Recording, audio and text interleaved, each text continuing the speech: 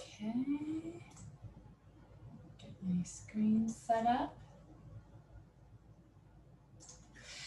Okay, thanks everybody for inviting me. I'm excited to be here talking to you all. I'm going to be talking about the paper and these ideas that we put forth, and I'm obviously coming from the US and have a strongly US perspective, but I spent last year on sabbatical in Berlin, and so hopefully in the discussion we can talk a little bit about these ideas and actions in a European framework, because I think there is, from what I learned in my year in Berlin, there are similar but unique racial injustice issues in Europe that I think can be addressed with similar approaches. Okay, so let's get my... I'm going to be talking to you about this paper that really was a framework for ways to address racial inequities in our lab spaces. And I want to acknowledge first my co-author, Dr. Azmeret Assefa Berhe, who is a professor of soil biogeochemistry at the University of California, Merced. So she and I worked on this paper together and have been involved in a really nice collaboration to put forth these ideas. So I want to just right off the bat acknowledge her significant contribution to this project. And the paper, hopefully you've seen it, or we can forward a copy, is published in PLOS Computational Biology, which has a series called 10 Simple Rules. And so the title of our paper has to stick with the convention of that series and start with 10 simple rules. Certainly there are more rules, and certainly many of the rules are not simple, but I think I'll talk about a little bit later how many of the actions can be achieved through not Herculean efforts. Okay, so first, right off the bat, I am not a STEM equity expert. I'm not a STEM equity scholar. I'm a scientist, and I study in my lab microbial biogeography. And so from what I understood, this is a broad scientific audience. And so I just wanted to talk a little bit about, in my lab, what we do. So microbial biogeography is the science of trying to determine which microbial species live where and why. And to do this, we use a variety of different approaches. So we use macro ecological approaches that involve large continent scale field experiments and some remote sensing. And we also use some trait-based methods. So we analyze the traits of the microbes, specifically the fungi that we see in the air, and we try to make predictions of biogeographic patterns based on these traits. And then finally in my lab, we do a lot of synthesis. And so we pull together existing data from lots of different disparate locations and try to make generalizations globally about microbial biogeography and microbial ecological functioning. So I'm a scientist. I like to dig in the soil. I love data. I love mentoring and teaching, but I'm also a woman of color. And so my experiences as one, my culture, my faith are integral to who I am.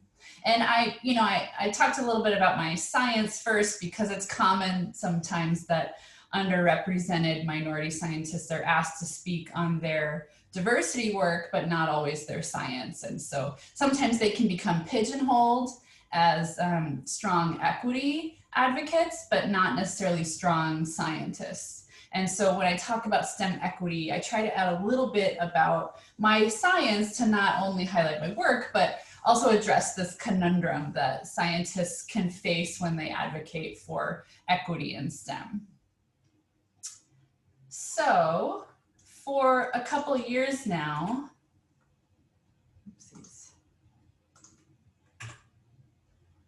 for several years now, I've been conducting work and some research on promoting racial and ethnic diversity and inclusion in our field. And my work focuses mainly on race and ethnicity, but it's important to also recognize the many dimensions of diversity that exist. And Logan and Rosner in the 90s proposed this diversity wheel. And it helps us understand the many dimensions of diversity, like gender, class, sexual orientation, that are important to consider in our advocacy work. But I focus mainly on race, primarily because of my my interest, my identity as a woman of color, but also mainly because of my students. And many students of color that I have the privilege of advising formally and informally come to me and confide in me about their experiences in our field. And they're often troubled by the lack of representation of people of color in their curriculum, in their classrooms, and in the image of what an environmental scientist look like. So the environmental sciences lag behind all other STEM fields, well, most other STEM fields, when it comes to representation from racial and ethnic minorities. And this is despite a high interest and preparedness of students of color, as well as strong legacies of communities of color leading environmental movements. So this was sort of the onus of our work in this area, to try to figure out why is there this disconnect. So in 2016, I teamed up with a social scientist. I'm not a social scientist either. I don't know how to do human subjects research, but I work with a collaborator to conduct research on experiences of students of color in our field. And the purpose is to understand the motivations for choosing an environmental major, identify supports or impediments that lead to success or attrition from a program, and learn what changes the students recommend to make environmental programs more racially inclusive. So through years of study and focus groups and interviews, we've been working to identify priority areas to help improve racial equity and inclusion in our programs. And I just want to recognize a really excellent group of students that have been involved in the research, and also our co-authors on the paper presenting these results. But the events of May 2020 called new attention for the need for anti-racism in STEM. So the racist murders of George Floyd, Ahmaud Arbery, Breonna Taylor sparked really a global uprising against systemic racism and police brutality against Black people. And Black scientists were really leading and involved in calling this out. Then the racism that Christian Cooper faced while birding in Central Park demonstrated the danger that Black scientists face in natural spaces. And days later, Black academics began to share on social media through thousands of harrowing stories accounting the racism that they face in academic institutions using this hashtag Black in the Ivory.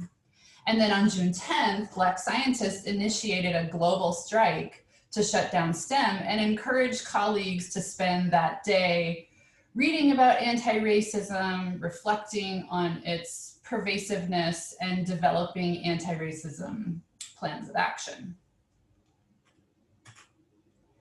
So unfortunately, as a scientist of color who actively works in developing anti-racist systems in STEM, I and Asmerit both have experienced firsthand some harmful mistakes that scientists sometimes make as beginners to discussions of race. So they include questioning the instrumental value of Black, Indigenous, and people of color in STEM, which can be objectifying. People of color don't need to serve a function. We deserve to be in science spaces. Another mistake is confusing race as a biological entity, arguing that since there's no genetic determination of race, there's no racism. Also arguing that the unbiased nature of science and scientists precludes racial biases in STEM, which is just not true. See, many years of data on racial bias in funding, hiring, name discrimination. Also hijacking discussions of race with anecdotes from other types of discrimination without employing an intersectional framework. So for example, the sexism or the classism that you experience is not the same or equal to racist encounters, and nor are the solutions to those problems. So these mistakes are not only counterproductive, they've been shown to cause anxiety and burnout for people of color working toward racial and ethnic equity. And so it's ironic sometimes that the very people working towards equity or with the best intentions in mind can have negative consequences against the people that are the target of those efforts. Another common mistake is taking a not racist approach as opposed to an anti-racist approach. So many lab PIs may say, well, I'm not personally racist, and I treat everybody equally, and so that so I don't need to do anything. My lab is good, my lab group is good. But anti-racism is different from an assimilationist approach, and it encourages just simply beliefs, actions, and policies that promote the idea that people of different races and ethnicities are equal. So the scholar Ibram X. Kendi writes, one either allows racial injustices to persevere as a racist or confronts racial inequities as an anti-racist. There is no in-between safe space of not racist. Okay, so what are the rules? Rule number one is to talk about it. So lab PIs are responsible for setting lab agendas and culture, and discussions can be targeted around journal club readings of peer-reviewed literature on equity and STEM, invited DEI speakers, or brainstorming sessions to develop anti-racist lab policies. And we, as Merritt and I, have gotten so much positive feedback from scientists around the world that have used our paper to hold first discussions in their labs about anti-racism, and spent time learning and defining terms from the paper. So this is a glossary that we provide in the paper to help work through some of these terms employed in anti-racism that maybe not everybody is familiar with.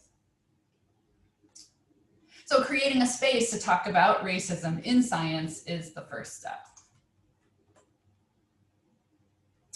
Rule 2 calls for addressing racism in your lab and field safety guidelines. It's probably the most urgent rule because racist violence threatens the safety of your lab members.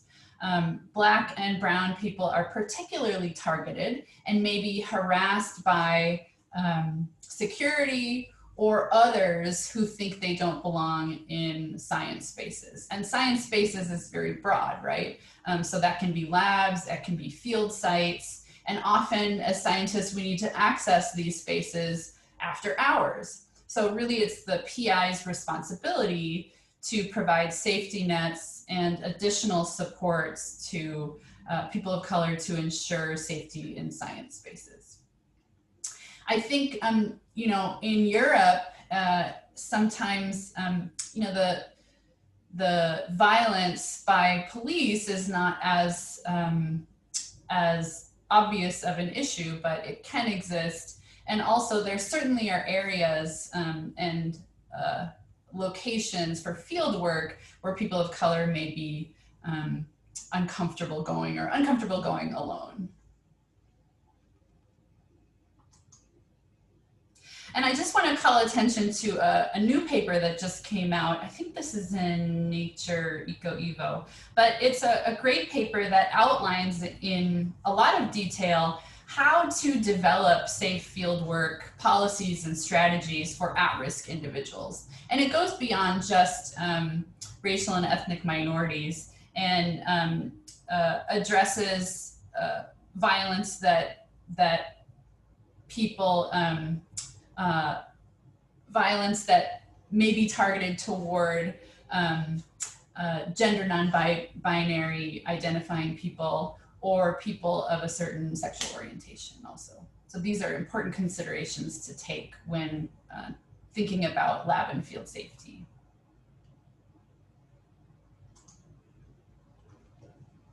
Rule 3 calls for publishing papers and writing grants with colleagues who are Black, Indigenous, or people of color. So publications and grants are the metrics of success and longevity in academic science careers, period. And so more and more science is collaborative, but our networks can be insular. And part of anti-racist work is engaging in serious introspection about the racial diversity of our publication networks and working to diversify who we write papers and grants with.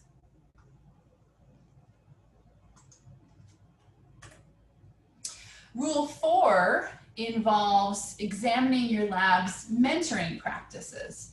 So more and more, one-to-one hierarchical mentoring models are being abandoned for multi-mentor systems. So Baranda Montgomery and Stephanie Page have this excellent resource on mentoring beyond hierarchies, multi-mentor systems and models. And there's quite a lot of literature on best practices in science mentoring. And so these can be group-based mentoring, they can be network mentoring, nested mentoring. There are lots of different approaches that we can take to mentoring science trainees and really the future science workforce. And these support systems can help buffer against mentor-mentee relationships that may fail due to racial biases. And these can be conscious or unconscious. But they're more likely to include mentors that meet the unique and varied needs of the mentee. There's an organization called the National Center for Faculty Development and Diversity, and they have workshops on creating what's called a mentor map. So a mentor map is a system to identify dozens of mentors that meet different needs, like access to opportunities, role models, people that can give substantive feedback on papers and grants, people that you can talk to in a safe space. So these are all different needs that mentees have that we shouldn't expect to be fulfilled by a single mentor. So the mentor map is an evolving document that can be used for an entire career. So I have a mentor map document that I keep and identify people that I look to for different types of support, and I'm continually updating it.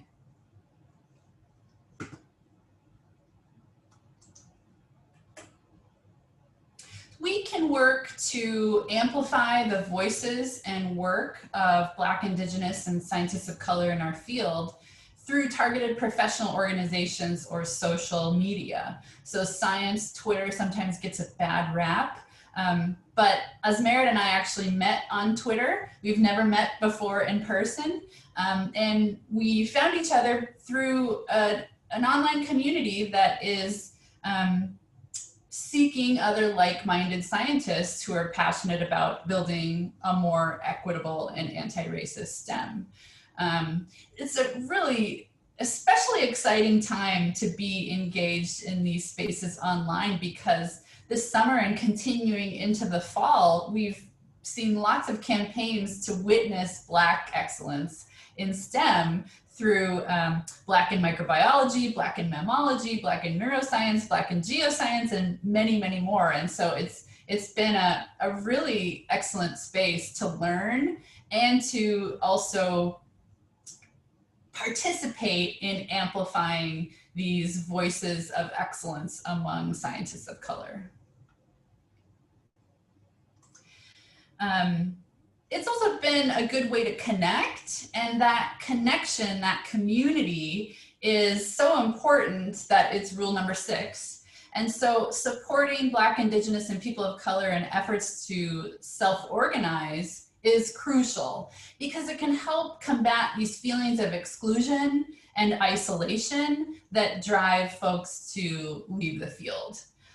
So these organizations can be through professional societies. I know my professional organization has a Black ecologist section, or they can also be through the university. So my university, I'm at DePaul University, and we have a Black Leadership Coalition.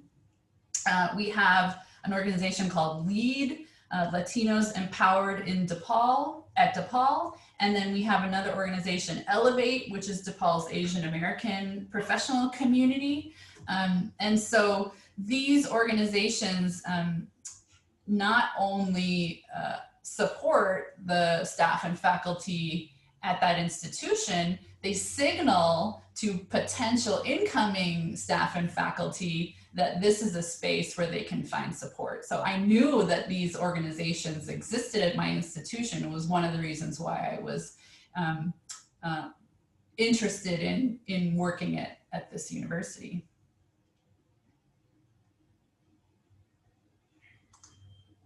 Oops. These support organizations can be outside of institutions and organizations as well. They can be less formal. And so one example is this organization that I founded last January. It's called WOC and EEB. So it's just a Slack community for people who identify as women of color and also are scientists in ecology and evolutionary biology. And so the purpose of this online community is to support and provide community positivity for fellow women of color scientists and to improve science networks, which are shown to increase success in science. And so it's just a way that we can leverage online communities to provide that support that might not exist when you're the only in your group or the only at your institution.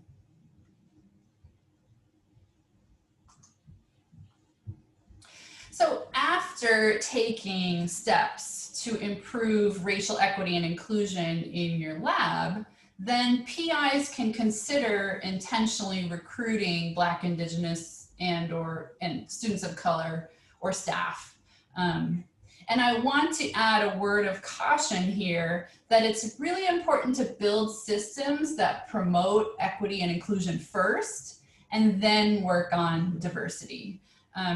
Developing programs for support and retention first helps ensure that scientists of color are not recruited into toxic environments.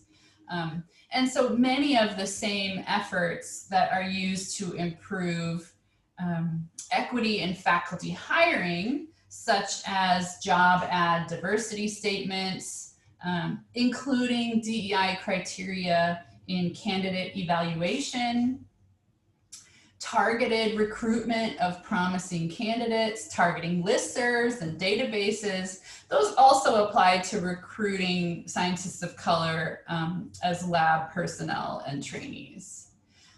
Another approach that can be extremely successful is this cohort or cluster approach to hiring. That means bringing in not just one person of color or one person to improve diversity in an organization, but many, so that they come in with a community and a cohort and can support each other and reduce those feelings of isolation and or exclusion.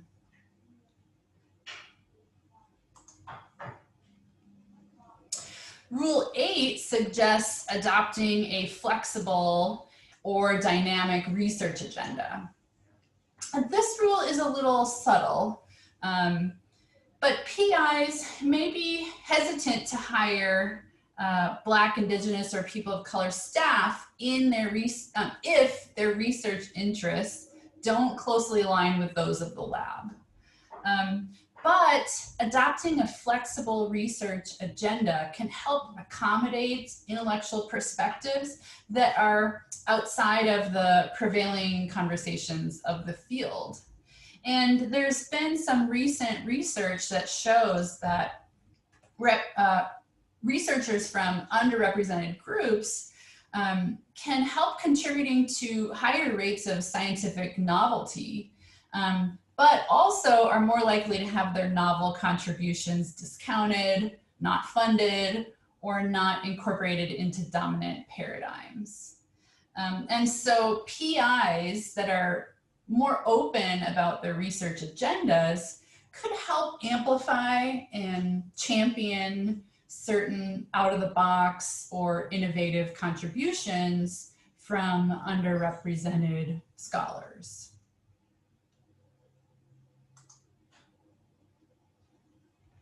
Rule 9 has to do with leadership.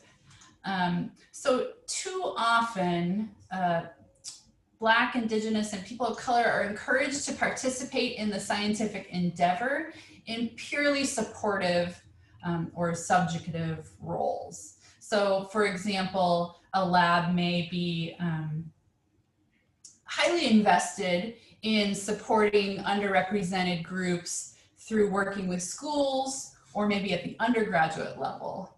But then that representation is not translated up into roles of leadership or really power positions in an institution.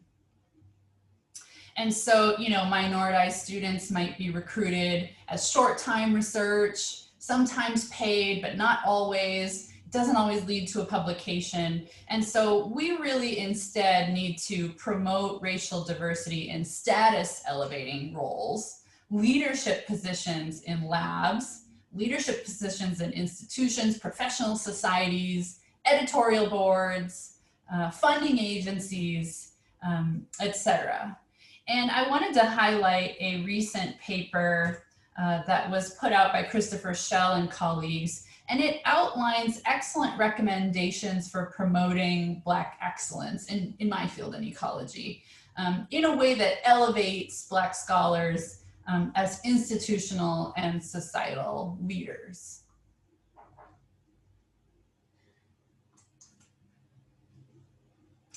The final rule is about accountability measures. And this is really the key and the frontier, I would say, in this area. And it takes into consideration the real problem that some people are lauded for diversity work and some people are punished for it.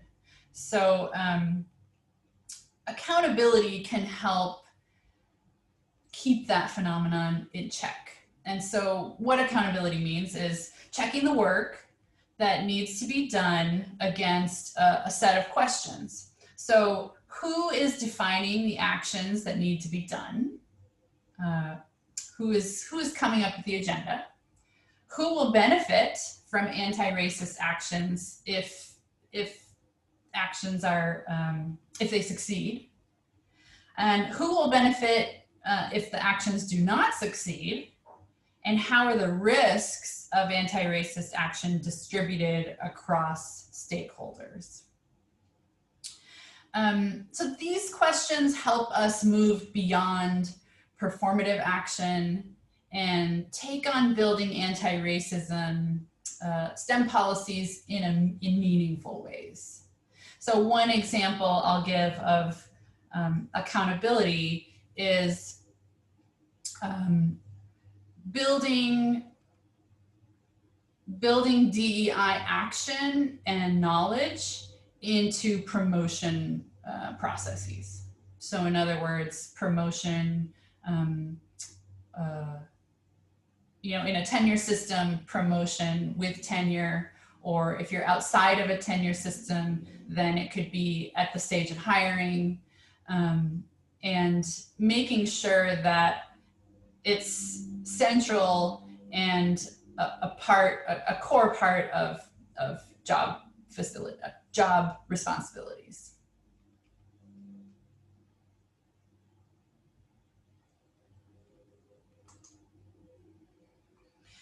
Okay, I just want to stop there so we have plenty of time for discussion, but I'll end with 3 take-home messages. And the take-home messages for this, really, it's a journey of anti-racist introspection and action. First is, despite the title of this talk, building an anti-racist lab won't always be easy. But there are simple steps for groups or individuals who want to take action. And second, it's that PIs and lab heads are uniquely positioned to step up and be leaders in anti-racist STEM action. So I know that this group is primarily made of trainees or support staff, but you are future leaders. And so I think having this understanding is crucial to what is becoming a crux of how we do science now. And third, that the work in our labs can begin today. So sometimes in academic science, the solution is, well, let's form a committee to examine the needs and examine whether, what actions could be taken place. But in our labs, in our science homes, we don't need a committee. There are things that we can do to work on improving climate and inclusivity and equity right now. And it just starts with those conversations.